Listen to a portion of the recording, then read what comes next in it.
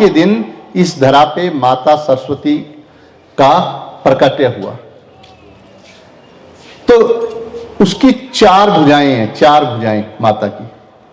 तो एक हाथ में सबसे बड़ा क्या होता है? वीणा, आवाज। इसका क्या अर्थ है?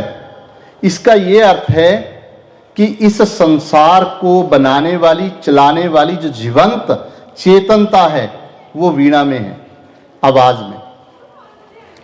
आप कभी किसी भी ग्रंथ को पढ़ो तो कोई भी ग्रंथ बिना ओम के, उस आवाज के शुरू नहीं होता है। हमारा शरीर तब तक चलेगा जब तक हमारे शरीर में ओम है, शब्द है, आवाज है उस प्रभु की। तो वीणा भी उस शब्द का प्रतीक है कि अगर आप इस संसार में आवाज ना हो तो एक तो संसार में आनंद नहीं आएगा, अगर संगीत ना हो तो संसार में आनंद नहीं आएगा। लेकिन सबसे बड़ा संगीत, अगर आप सरस्वती माता से ज्ञान ले लेंगे तो आपको अंदर सुनाई देगा, आपके अंदर। और जिसने वो संगीत सुन लिया, पूरी दुनिया के वेद शास्त्र ग्रंथ कहते हैं कि उसको कभी भी किसी प्रकार का रोग नहीं आ सकता। उसको नाम कहा गया है, उसको शब्द कहा गया है। आप अभी पीछे हमारे गुरुद्वारा साहब है, अभी वहां आनंद साहब पढ़ा जाएगा तो क्या कहेंगे? कहेंगे आनंद पे आ मेरी माए, सतगुरु में पाया, सतगुरता पाया सहज सेती, मन वजियां वधाइयां, राग रतन परिवार परियां, शब्द गावनाइयां। कि जब आपके अंदर राग रागनियां बजती हैं, तो जब वो बजेंगी तो हमें सब प्रकार के दुखों से छुटकारा मिल जाएगा। तो हम सभी चाहते हैं कि दुख भाग जाएं और सुख आ जाएं, तो हमें माता सरस्वती से ज्ञान लेना होगा। उनके एक हाथ में क्या आती है? वीणा, और दूसरे हाथ में एक किताब होती है, पुस्तक होती है। पुस्तक ज्ञान का प्रतीक है कि यदि हमें ज्ञान नहीं होगा जीवन का तो हम संगीत का लाभ नहीं उठा पाएंगे। हम संगीत आनंद का विषय है, जहां पे आनंद ही आनंद होता है। वो कब लेंगे? जब हमें ज्ञान होगा। तो हमें ज्ञान होना चाहिए जीवन में या नहीं होना चाहिए?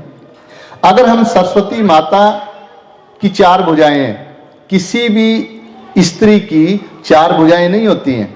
ये प्रतीक है कि सरस्वती माता के हाथ में चारों की चारों ताकतें हैं जो हमें सुख दे सकती हैं। तो वो कब मिलेंगी? जब हम उनके विषय में जानेंगे, ज्ञान लेंगे। अब आज का दिन, एक और बड़ी विशेषता है आज के दिन की। सबसे पहले तो सरस्वती माता का उद्गम है, ज्ञान का है। दूसरा क्या है? आज का दिन ऋतु परिवर्तन का दिन है। आज के दिन ऋतु परिवर्तन होता है। शरद ऋतु की पूर्ण रूप से समाप्ति होती है, वह एक सबसे श्रेष्ठ ऋतु शुरू होती है। यह ऋतु आप देखेंगे, इस ऋतु में किस प्रकार फल, फूल, पत्ते आपको पुलकित होते नजर आएंगे।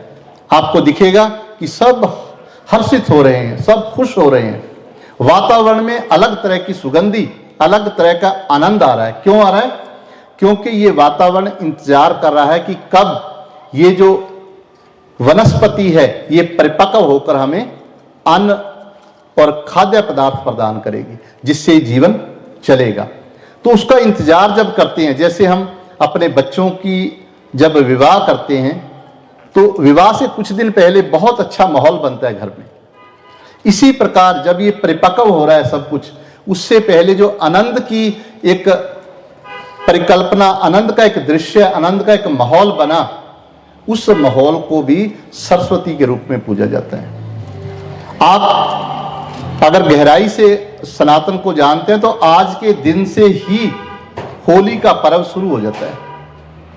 होली की तैयारियां शुरू हो जाती हैं आज के दिन से। और इससे भी बड़ा जो आज के दिन का महत्व है वो ये है कि आज का दिन जब हम देखते हैं कि कितने सुंदर फल, कितने सुंदर फूल, कितने सुंदर वृक्ष और कितना सुंदर हमारा खेत खलिहान, जब इसको देखेंगे तो हमारे अंदर एक भाव पैदा होगा कि हे प्रभु, हे परमात्मा, तेरी कुदरत कितनी सुंदर है, कितनी अच्छी है, जिसका जिक्र भगवान कृष्ण ने श्रीमद् भागवत गीता में खूब किया है। प्रकृति के 3 गुण, और उसका ही गुणगान सभी संतों ने किया है। गुरु नानक देव जी ने कहा है, कुदरत कवन कहा विचार, वार्या न जावा एक बार। कि इतनी सुंदर है प्रभु की कुदरत कि दिल करता है उस पर बार बार हम बलिहार जाएं। लेकिन यहाँ पे जो सबसे बड़ा भाव हमें लेना चाहिए, जो बसंत पंचमी पे संत जनों ने, हमारे ऋषि मुनियों ने उपदेश किया, भगवान कृष्ण और भगवान राम ने उपदेश किया, वो ये किया कि जब आप कुदरत को देखकर उस पर बलिहार होते हो तो आपको याद करना चाहिए कि इस कुदरत को बनाने वाला वो प्रभु कितना सुंदर होगा, वो ठाकुर, वो परमात्मा जो हमारा पति है, हम सब आत्माएं उसकी पत्नी हैं, वो हमारा पति है, वो कितना सुंदर है। और जब तक हम उस परमात्मा रूपी पति से मिलाप नहीं करेंगे, हमें कभी भी सच्चा सुख प्राप्त नहीं हो सकता। ये सारे भाव हैं आज की बसंत पंचमी को मनाने के।